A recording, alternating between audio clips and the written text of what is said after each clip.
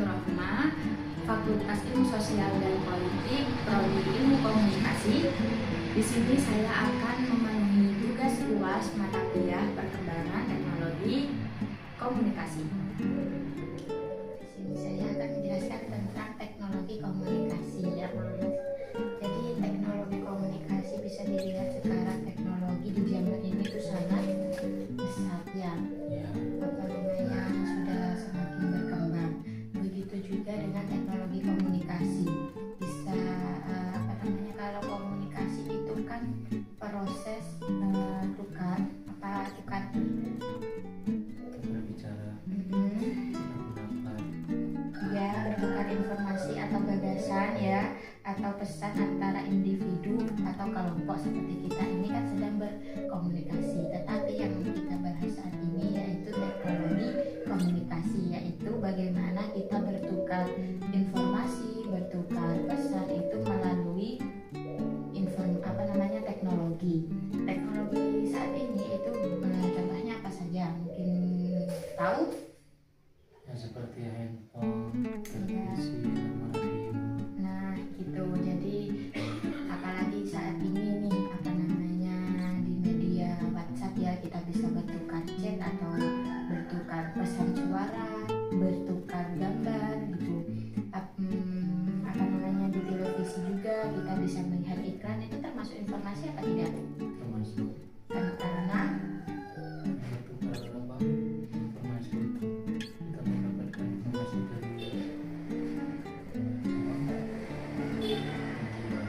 ya jangan kita bisa tahu informasi dari luar ya, seperti berita gitu ya. Nah, kalau di radio mungkin kita hanya bisa mendengarkan suaranya saja tanpa ada gambarnya. Nah, di teknologi komunikasi itu juga ada dampak positif dan dampak negatifnya. Kalau dampak positifnya mungkin apa saat ini?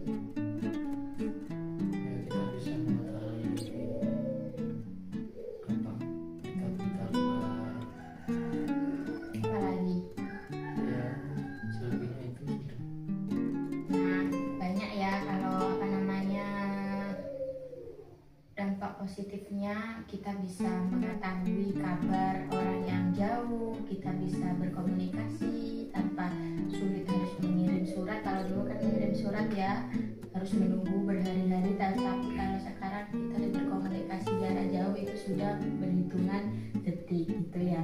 Terus untuk dampak negatifnya di sini juga sangat banyak, yaitu kita bisa mengikuti anak-anak muda sekarang itu mengikuti tren luar negeri ya, seperti berpakaian yang mini-mini begitu kan ya. Apalagi kalau dampak negatif banyak kan ya, seperti misalkan kita juga sering terkena hoax, berita hoax ya. Nah, berita hoax ini yang agak meresahkan itu.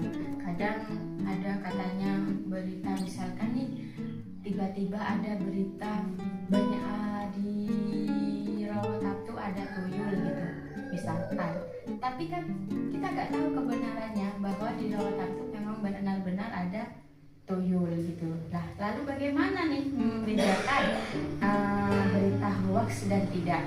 Menurut Masnya gimana? Kalau membedakan hoax atau tidak, biasanya kalau dalam berita edaran itu, kalau yang sering itu di TikTok ya sekarang, ada tuh berita di Rawatampu ada tuyul, tapi kan kita nggak tahu. Kadang kita orang Rawatampu, emang iya saya orang Rawatampu, tapi kok tidak ada rame-rame berita tuyul di Rawatampu gitu. Nah, itu makanya kita sebagai warga atau sebagai netizen, kita cek kebenarannya, tanya ke orang Rawatampu gitu, di Rawatampu ada tuyul ada lah. Itu sudah termasuk cara menangani berita itu hoax atau tidak itu. Jadi mencari sumber beritanya gitu ya. Terus menurut Masnya nih, berita hoax itu